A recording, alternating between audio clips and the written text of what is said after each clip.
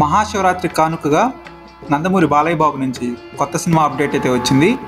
నిజ జీవితంలో బాలయ్య బాబు కొంచెం మద్యం సేవిస్తారని అందరికీ తెలిసింది. తన బ్రాండ్ ఏంటో కూడా ఆయన పలుమార్లు వివరించారు.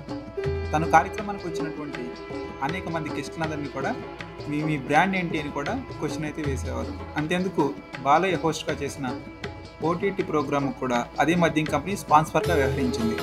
ఇప్పుడు తన మద్యం సీసాను వెండితెరపై కూడా తీసుకొచ్చాడు నందమూరి బాలయ్య. బాబీ దర్శకత్వంలో ఈ హీరో ఒక సినిమా చేసిన సంగతి తెలిసింది. అదే బాలయ్య 109. ఇంకా పేరు కూడా పెట్టలేదు. ఈ సినిమా నుంచి ఈరోజు ఒక గ్లిమ్స్ రిలీజ్ చేశారు. బాలయ్య ఓ పెట్టె పట్టుకొని కారు దిగుతాడు. అక్కడే పెట్టె ఓపెన్ చేస్తాడు. తెరవగానే ఆయుధాలతో పాటు అతని ఫేవరెట్ బ్రాండ్ మద్యం కోట్ సీసా కూడా కనిపిస్తుంది. ముందుగా మందు కొట్టి ఆ తర్వాత రౌడీలను కొడతాడు. మధ్యలో ఒక డైలాగ్ కూడా చెప్తాడు, ఇది బాలయ్య శివరాత్రి కానుక. బాలయ్య సినిమా అంటే చాలు పూనకం వచ్చినట్టు మ్యూజిక్ ఇచ్చే తమన్ ఈ గ్లిమ్స్కి కూడా మంచి బ్యాక్గ్రౌండ్ స్కోర్ ఇచ్చాడు. ఓపెనింగ్ ముందు నుంచి దీన్ని యాక్షన్ సినిమాకు చెప్తున్న మేకర్స్ గ్లిమ్స్లో కూడా అదే విషయాన్ని మరోసారి నొక్కి చెప్పారు.